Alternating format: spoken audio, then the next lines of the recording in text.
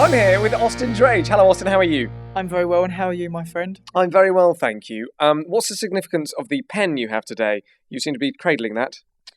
This is the pen that I intend to attack Louis Walsh with. Why Louis Walsh? Because he kicked me out. Why Louis Walsh? Well, should we be blaming Louis or should we be blaming the British public who voted you into the bottom two?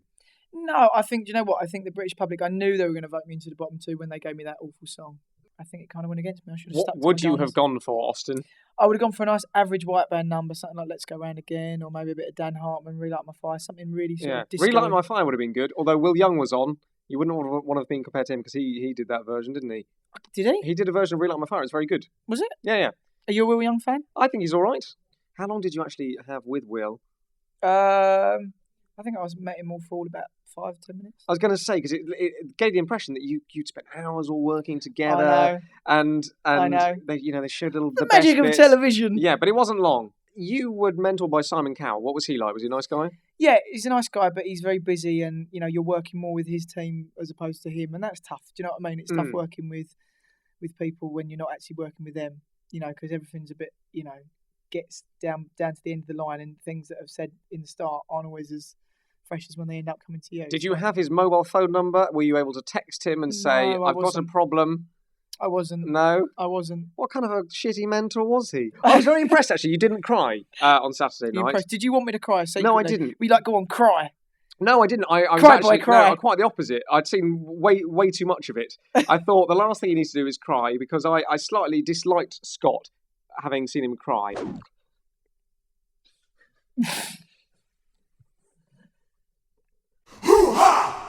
I thought week one you looked a little bit like one of Hitler's henchmen. Do you know what I mean? With the big... I look like one of the Gestapo. You mean? Yeah, you did. Yeah. With the swept over hair and the funny trousers. Was that your decision? Did you say that's how I want? I want to look slightly military and futuristic. Was that my idea to look like Hitler? Yeah. No. Who do you want to look like? Who's popular this week? who's a popular? Hitler week on the X Factor. Can you imagine that? As a theme, that'd be great. I don't think he did very well there, Hitler.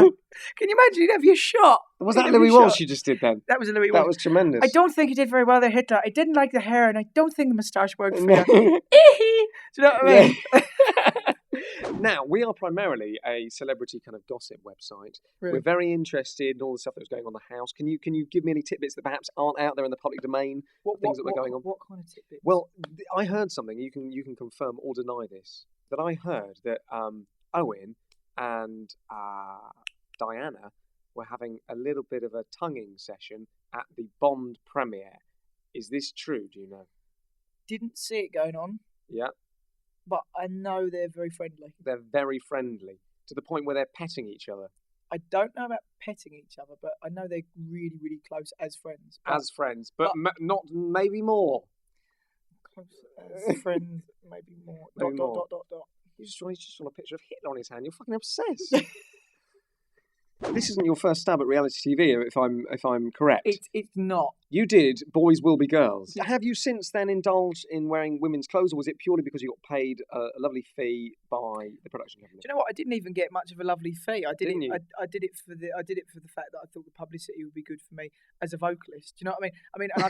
And I've done. How wrong you were. How wrong I was. I know how many brilliant singers have come through dressing up as a member of the other gender and trying to pass themselves off as a band. Loads. Wasn't that how Robbie Williams started?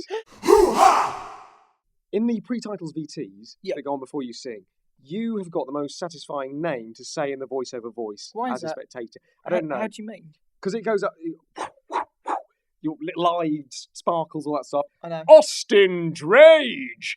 That bit, because we all join in. Diana Vickers, not so good. Rachel Hilton, not so good. Diana Vickers! Yeah, not as satisfying. Now try your own name. Right. Give me the shoes. Austin Drake. Oh, it is actually.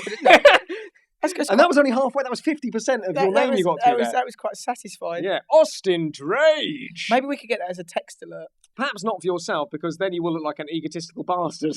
You're on the phone. Oh, yeah. Oh, it's me. Yeah, it is Austin Drage. You remember fourth out on X Factor 2008? Yeah. You remember? Yeah, the one who dressed up in a skirt. Yeah, That's me. Yeah, big fan of Hitler. Yeah. No, don't put that in.